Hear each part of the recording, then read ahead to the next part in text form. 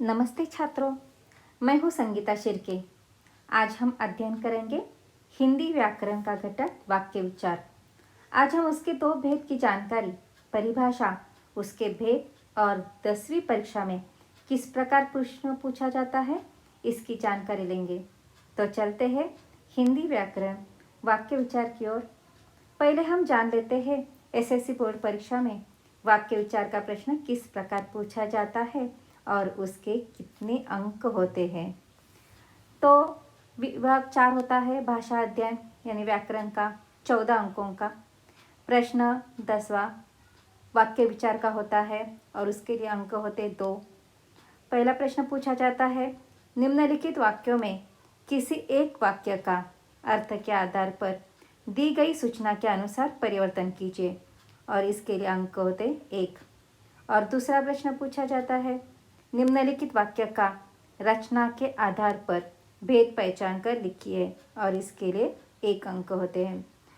तो ये 2 अंक भी हमारे लिए बहुत महत्वपूर्ण होते हैं क्योंकि हमारे स्कोर बढ़ाने का काम ये करते हैं। तो चलते हैं वाक्य यानी क्या और किसे कहते हैं, वाक्य और उसके घटक की हम जानकारी लेते हैं। वाक्य यानी क्या? वाक्य किसे कहते हैं तो देखते हैं, 2 या 2 से अधिक शब्दों का समूह जब पूरा भाव या विचार प्रकट करता है तब उसे वाक्य कहते हैं। यानी 2 या 2 से अधिक जो शब्दों का समूह होता है और उसमें पूरा भाव व्यक्त किया जाता है तब हम उसे वाक्य कहते हैं। जैसे उदाहरण हम लेते हैं, पहला उदाहरण लेते हैं, भारत मेरा देश है। दूसरा उदाहरण है, प्रयत्न से कठिन काम आसान हो जाता है। और तीसरा हम वाक्य लेते हैं, मोर के पंख सुंदर होते हैं। इन तीनों वाक्यों में क्या दिखाई देता है? तो ये सब वाक्य है, ये हमारा पूरा भाव विचार प्रकट करते हैं। पूरा वाक्य बनता है और इसे उस वाक्य में दिया गया पूरा भाव प्रकट होता है, इसलिए ये सब वाक्य है, इसे वाक्य कहते हैं। अब इस वाक्य के घटक कौन कौन से हैं यह हम देख लेते हैं। कर्ता एवं क्रिया वाक्य के अनिवार्य घटक है ही। इसके अतिरिक्त वाक्य के अन्य घटक भी है, जैसे विशेषण, क्रिया विशेषण, कारक आदि। और एक बात है कि प्रत्येक वाक्य के 2 महत्वपूर्ण भाग होते हैं। कौन से? तो देखिए, उद्देश्य और विधेय। अब हम उद्देश्य किसे कहते हैं और विधेय किसे कहते हैं यह हम देख लेते हैं। पहले हम वाक्य देखते हैं। पहला वाक्य देखते हैं, पन्ना हीरे की खानों के लिए प्रसिद्ध है। और दूसरा वाक्य हम लेते हैं, काठमांडू नेपाल की राजधानी है। तो पहले वाक्य में किसके बारे में कहा गया है? तो पन्ना के बारे में। पन्ना के बारे में और क्या कहा गया है? तो हीरे की खानों के लिए पन्ना एक प्रसिद्ध है। अब दूसरा वाक्य हम देखते हैं। दूसरे वाक्य में किसके बारे में कहा गया है? तो काठमांडू के बारे में। अब ये काठमांडू के बारे में क्या बताया गया है? तो काठमांडू नेपाल की राजधानी है, यानी नेपाल की वह राजधानी है, इसके बारे में हमें जानकारी मिलती है। तो वाक्य में जिसके बारे में जानकारी मिलती है, कुछ कहा जाता है, उसे उद्देश्य कहते हैं। और वाक्य में उद्देश्य के बारे में जो कहा जाता है उसे विधेय कहते हैं। समझ में आता है? उद्देश्य और विधेय की परिभाषा हम अब देखते हैं। तो उद्देश्य यानी वाक्य में जिसके बारे में कहा जाए उसे उद्देश्य कहते हैं। और विधेय यानी वाक्य में उद्देश्य के बारे में जो कुछ कहा जाए उसे हम विधेय कहते हैं। तो दोनों वाक्य पहले फिर से देखते हैं। तो पन्ना हीरे की खानों के लिए प्रसिद्ध है। इस वाक्य में पन्ना यह उद्देश्य हुआ और हीरे की खानों के लिए प्रसिद्ध है, यह विधेय हुआ। काठमांडू यह उद्देश्य हुआ और वह नेपाल की राजधानी है, यह विधेय हुआ। अब हम चलते हैं वाक्य के प्रकार की तरफ। वाक्य के प्रकार 2 होते हैं, रचना के अनुसार और अर्थ के अनुसार। अब हम देखते हैं रचना के अनुसार कितने प्रकार है? तो रचना के अनुसार प्रकार है 3। पहला सरल वाक्य, उसे ही साधारण वाक्य कहते हैं। दूसरा संयुक्त वाक्य और तीसरा होता है मिश्र वाक्य। और अर्थ के अनुसार 8 प्रकार होते हैं। पहला विधानार्थक वाक्य, दूसरा निषेधार्थक वाक्य, तीसरा प्रश्नार्थक वाक्य, चौथा आज्ञार्थक वाक्य, पांचवा विस्मयार्थक वाक्य, छठा संभावनार्थक वाक्य, सातवां इच्छावाचक वाक्य और आठवां होता है संकेतार्थक वाक्य। अब हम इस वीडियो में रचना के अनुसार वाक्य के प्रकार देखेंगे। पहला है सरल वाक्य, दूसरा संयुक्त वाक्य और तीसरा मिश्र वाक्य। पहला प्रकार हम देख लेते हैं सरल यानी साधारण वाक्य। जिस वाक्य में एक ही उद्देश्य और एक ही विधेय होता है उसे हम सरल वाक्य कहते हैं। जैसे कि हम उदाहरण लेते हैं, एक राजा था। दूसरा उदाहरण हम लेते हैं, मनुष्य नाखूनों को काटता रहता है। इन दोनों वाक्यों में एक उद्देश्य और एक विधेय है, इसलिए ये दोनों सरल वाक्य है। या इस प्रकार भी हम कहते हैं कि जिन वाक्यों में एक कर्ता होता है और एक मुख्य क्रिया होती है उन्हें साधारण या सरल वाक्य कहते हैं। और हम उदाहरण लेते हैं, जैसे सूरज उगता है और यहाँ पर सूरज करता है और उगता है, यह मुख्य क्रिया हुई। और उदाहरण हम लेते हैं, पानी बरस रहा है, लड़कियां मैदान में खेल रही है। इन दोनों वाक्यों में एक कर्ता और एक मुख्य क्रिया आई है और इसलिए ये सरल वाक्य है। अब हम दूसरा प्रकार देखते हैं संयुक्त वाक्य। जहाँ दो या दो से अधिक उपवाक्य किसी समुच्चय बोधक अव्यय शब्द से जुड़े होते हैं वे संयुक्त वाक्य कहते हैं। 2 वाक्य दिए जाते हैं और उसमें और, अथवा, या, लेकिन, किंतु, परंतु, अतः, सो, इसलिए जैसे समुच्चय बोधक अवयवों से वह जुड़ा जाता है तो संयुक्त वाक्य होता है।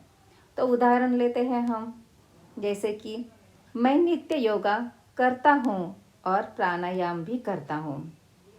और इस समुच्चय बोधक अव्यय से ये वाक्य जोड़ा गया है, यानी मैं योगा करता हूँ और मैं प्राणायाम भी करता हूँ। दूसरा उदाहरण लेते हैं, समय बहुत ही खराब है इसलिए सोच समझकर चलना चाहिए। समय खराब है यह एक वाक्य है और सोच समझकर चलना चाहिए यह अलग वाक्य है। तो जोड़ा गया है इसलिए इस समुच्चय बोधक अव्यय ने। ये दोनों वाक्य संयुक्त है क्योंकि इनमें 2 वाक्यों को जोड़ने का काम और इसलिए इन समुच्चय बोधक अव्यय ने किया है, इसलिए ये संयुक्त वाक्य हुआ है। अब हम तीसरा प्रकार लेते हैं मिश्र वाक्य।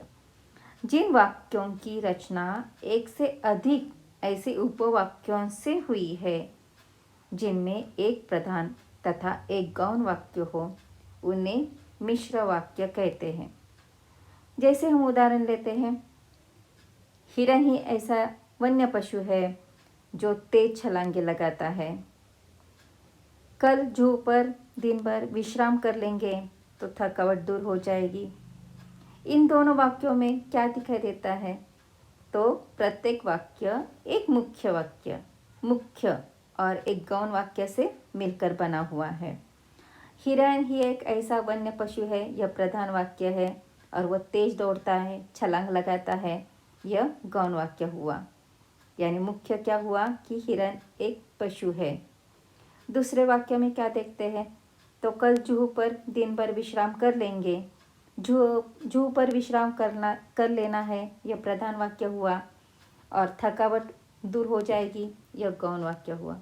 तो ठीक है, तो इस प्रकार मिश्र वाक्य की परिभाषा है जिन वाक्यों की रचना एक से अधिक उपवाक्यों से हुई है, जिनमें एक प्रधान तथा गौण वाक्य होता है, उन्हें मिश्र वाक्य कहते हैं। तो छात्रों, इस प्रकार वाक्य के रचना के अनुसार 3 भेद हैं, सरल वाक्य, संयुक्त वाक्य और मिश्र वाक्य। आज हम अपने इस वीडियो में सिर्फ रचना के आधार पर भेदों की जानकारी ली है।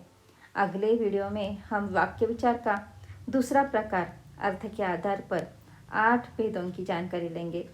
अब हम देखते हैं कि एसएससी बोर्ड परीक्षा में आपको किस प्रकार वाक्य प्रकार का प्रश्न आता है। विभाग चौथा प्रश्न पत्रिका में आ जाता है, उस व्याकरण का होता है और उसे हम भाषा अध्ययन कहते हैं और 14 अंकों का यह प्रश्न होता है। प्रश्न 10वां होता है वाक्य के भेद, यानी कुल 11 प्रश्न दिए जाते हैं, उसमें से प्रश्न 10वां होता है वाक्य के भेद और उसके लिए अंक होते हैं 2।